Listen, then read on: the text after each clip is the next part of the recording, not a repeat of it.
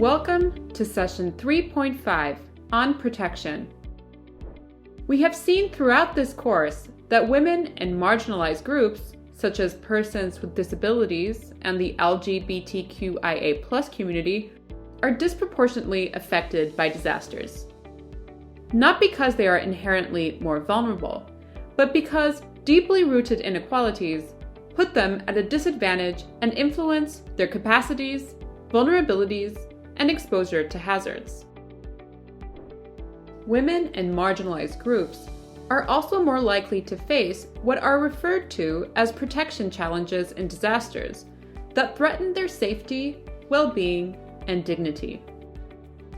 These challenges can include gender-based violence, intergenerational violence, theft, looting, lack of documentation, restricted freedom of movement, lack of basic services, lack of shelter, unequal access to services and assistance, and additional burdens on women as they often take on multiple roles at home, as caregivers and in the community.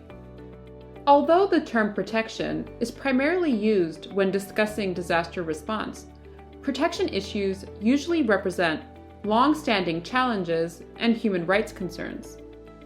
Identifying these in disaster risk assessments and intersectional gender analyses, as well as addressing them in strategies and interventions, is critical for gender equal and inclusive DRR.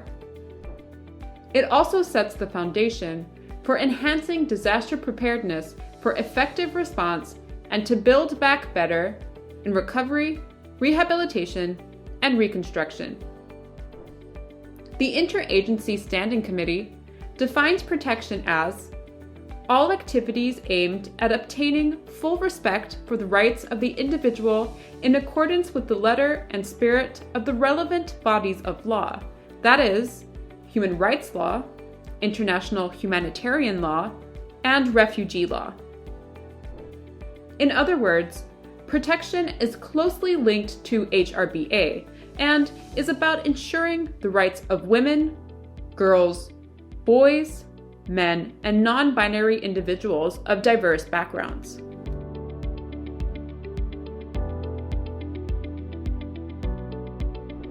Gender-based violence, or GBV, exists everywhere and is exacerbated when societal structures are disrupted, such as during disasters or conflict. The risk of GBV is never low or moderate in any society. However, the more disruptive a disaster is, and the longer the emergency phase remains, the higher the risk of gender-based discrimination and violence. If we fail to consider gender and protection risks in DRR, the risk of gender-based discrimination and violence in disasters will only increase. To bring down the risk of gender-based discrimination and violence to low, we must engage in long-term gender transformative DRR. GBV is rooted in gender inequality, the abuse of power, and harmful norms. It is a serious violation of human rights and a life-threatening health and protection issue. Any harmful act that is directed at an individual because of their gender is an act of gender-based violence.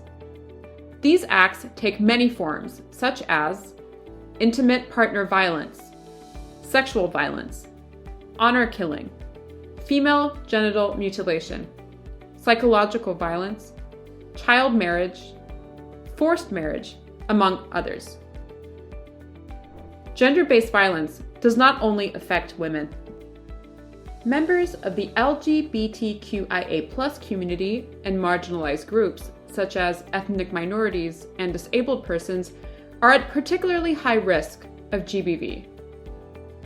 Boys and men are also at risk of GBV and are subjected to sexual violence. There is a lot of stigma around sexual violence, and this may be even more true for male survivors.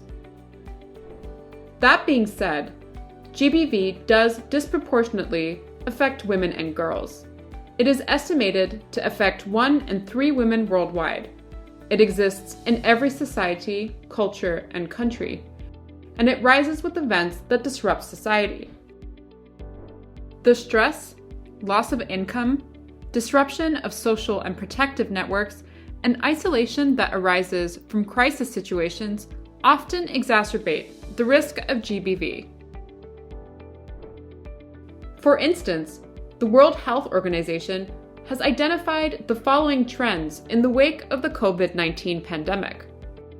There has been an increase in calls to domestic violence helplines in many countries since the outbreak of COVID-19. Sexual harassment and other forms of violence against women continue to occur on streets, in public spaces, and online. Survivors have limited information and awareness about available services and limited access to support services. In some countries, resources and efforts have been diverted from violence against women response to immediate COVID-19 relief. The gender analysis is a key tool for understanding the local context and identifying and addressing protection risks before, during, and after disasters. However, protection issues, and GBV in particular, are very sensitive issues.